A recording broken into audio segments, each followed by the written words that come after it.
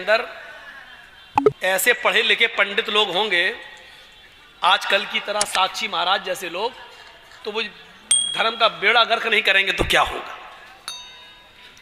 कोई पढ़ा लिखा आदमी इनके बीच में पढ़ नहीं पा रहा है, उससे डिबेट हो नहीं पा रही है, नहीं तो उसकी पढ़े लिखे लोगों से डिबेट करते ही कब है। मैंने आपको बताया था ना, सवाल भी उनके जवाब भी उनके।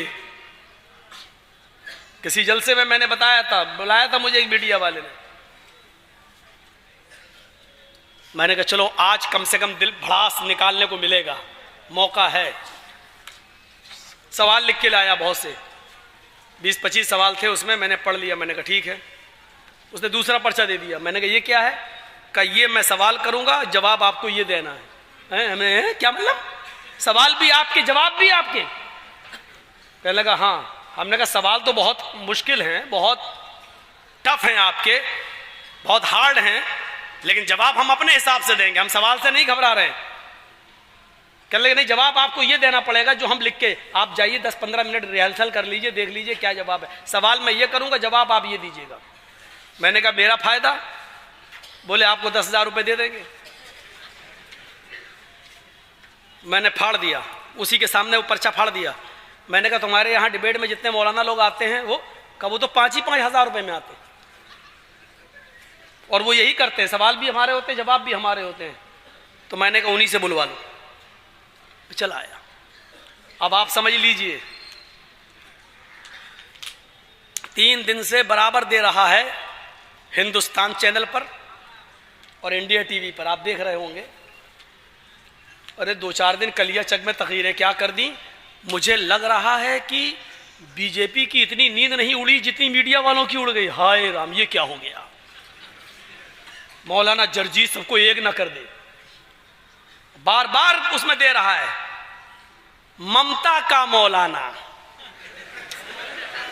टीवी पे हेडिंग चला रहा है, दिखा रहा बात ममता का मौलाना। मैंने नाम तक नहीं लिया, मैंने सिर्फ ये बात कही कि लोगों तुम बहुत समझदार हो, बड़े नुकसान से बचने के लिए छोटा नुकसान अगर करना पड़े तो कर देना। अगर आपके पैर में कैंसर हो गया है और डॉक्टर ने कह दिया पैर कटना है, अगर पैर नहीं कटाओगे तो जान जाएगी, तो आप अपनी जान बचाने के लिए पैर कटाना पड़ रहा है तो पैर कटा लेना, लेकिन जान बचा लेना। इस वक्त हम बंगाल में यही पोजीशन में है, बड़े नुकसान से बचने के लिए छोटा नुकसान करना पड़े तो कर देना, लेकिन बड़े नुकसान से अपने आप को बचा लेना। जानते हो इतनी बात कही तो क्या कह रहा मीडिया वाला? मीडिया वाला क्या कहता मालूम है? मौलाना ने फतवा दे दिया कि ओवैसी को हरा दो। मैंने किसी का नाम भी नहीं लिया। इसीलिए मैं कहता हूं ना कि कभी मैंने एक बार कह दिया था कि देश का प्रधानमंत्री चोर है, तो केस हो गया हमारे ऊपर। तो जब कटघरे में खड़े हुए तो सरकारी वकील बहुत हुज्जत करने लगा। साहब देखिए, इन्होंने देश के प्रधानमंत्री के बारे में ये कहा। मैं तो सड़क गया, मैंने कहा यार ये मैंने किसी प्रधानमंत्री का नाम ही नहीं लिया, ये क्या कह रहा। तो जज ने हमसे पूछा कि तुम भी कुछ कहना चाहते हो? मैंने कहा जज साहब मेरे पास वो वीडियो मौजूद है, आप सुन लीजिए। उसको सुनाया, उसने बार बार सुना। मैंने कहा मैंने ये कहा है कि देश का प्रधानमंत्री चोर है, लेकिन ये नहीं कहा कि हिंदुस्तान का चोर है, कि पाकिस्तान का चोर है, कि नागालैंड लंका का चोर है, कि सऊदीया का चोर है, कि अमेरिका का। मैंने ये नहीं कहा, और ये अपनी तरफ से कह रहा है कि ये देश के, भारत के प्रधानमंत्री को चोर। तो जज मुस्कुरा रहा है, मुस्कुरा के कह रहा सरकारी वकील को, अरे कहा इन्होंने, जो तुम नाम ले रहे हो देश के, कहा इन्होंने देश के प्रधानमंत्री को? The bail is granted. वहीं से बेल दे दिया, और दस्तखत करते करते हमको देख कैसे कह रहा है, क्या हम नहीं जानते हैं कि किस देश का प्रधानमंत्री चोर है? देखिए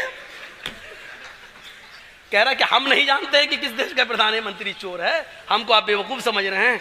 मैंने कहा साहब हम आपको कैसे बेवकूफ समझ सकते हैं? ये कैसे बेवकूफ लोग हैं जो, बताओ, हमने जो चीज कही नहीं उसको पेश कर रहे हैं कोर्ट में। कहने लगे अभी कोर्ट में और अदालतों में इंसाफ जिंदा है मौलाना साहब, आप चिंता मत करिए। तो जो चीज हमने कही नहीं वो बार बार कह रहा, ममता का मौलाना, ममता का मौलाना। ये तो अच्छा हुआ कि वो ममता का मौलाना कह रहा है। मीडिया वाले तो इतने बदमाश होते हैं कि ऐसा ना हो कि कहते हैं कि मौलाना की ममता, उल्टा ना करना, नहीं तो हम फंसे। इनकी खोपड़ी बड़ी खराब है, ये कब क्या कह दे। ये फिर मैंने उसका भी जवाब सोच लिया था, अगर कभी कहेगा कि मौलाना की ममता, तो मैं कह दूंगा हमें ममता का भूखा कौन नहीं है भैया। पूरे हिंदुस्तान में हमें तो कहीं ममता मिली नहीं, जहां गए वहीं केस हुआ।